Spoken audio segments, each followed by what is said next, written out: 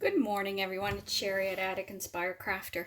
I'm here this morning to show you this cute little box with two mini albums that I created using one of Paul Ford's, Ford's tutorials. Now his tutorial, this one is a little bit different. Same concept, but different in size. And also the inserts are a little bit different than from his. I did make his original one, and before I could even get many pictures of it, it was gifted to my sister. So I hope she enjoys it, which I know she will. But this one, I still had lots of paper left from this beautiful collection. It's from Simple Stories called Vintage Ancestry, and I absolutely love it. With that line, I created, this will be the fifth large project. So it is a beautiful, beautiful line, and I've used the rest of it. So if you have an opportunity to search that out, I encourage you to, especially for a heritage album like this. So back to Paul Ford, I do encourage anybody who's into making mini albums to research him on YouTube. He does beautiful, easy to follow tutorials, and he is fantastic for all levels of crafter. So I really give him a big shout out because he is quite talented in what he does. So let me take you through this little version of his original tutorial. So his, I think, measures the box something like 7 by 9. This little one is much smaller. It's 6 by 5 with a gusset of about 3.5. And inside of it, there's two cute little mini albums, which I'll take out and show you. But let's first have a look at the box. It's made with sturdy chipboard, so it's going to certainly last over time as long as you take care of it. And on the spine of the box, I did have some charms in my stash, which I included, some tags and other ephemera from the collection line, and then some ribbon. And on the back side, I got a little bit more creative. I created a pocket, and then in the pocket there's this bulldog clip, and the clip comes off, and then there's a little piece of ephemera. There is this cute little card that you can add photos on, and then there's another opportunity for photos. And I just loved this saying. It's the definition of heritage, which I thought was so suiting.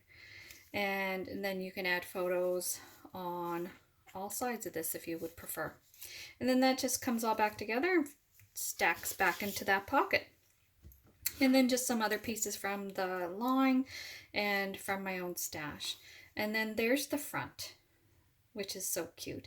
And in these albums, you can position them this way, or you can position them with both spines on the outside. It's really whatever you prefer. I actually like it like this better. So it's whatever you prefer. So within the box, there are two very petite, but don't be fooled, certainly worthy photo opportunities in these little cuties. And these measure around, let me see. Oh. These actually measure 5 by 5 3/4. Each little album will house at least 20, 25, 30 photos. So like I said, this little project that can sit anywheres in your home would make such a great conversational piece. I am selling this project because I already have one for myself as a heritage album. So if you're interested, please look for that. So let me walk you through. Both albums are designed the same, but they just look a little bit different for how they're decorated. So each album has 4 pages, but each page has oodles of real estate space. So this little spot here is called a belly band, and you can slide your photos just in and leave them like that. You don't have to tack them down. You can use this card to journal your story on or add more photos. And then this little pocket opens up this way for you to add photos. Closes back up and then flips over. And then within this album, there are 2 sections like this here, which I really like because it doesn't require you to adhere your photos down if you don't want.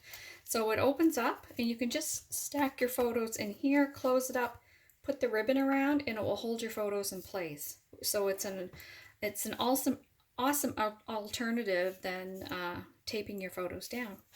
And in this section actually has a pocket, which I put a card in. But these pockets, again, more real estate for tucking photos in without adhering them.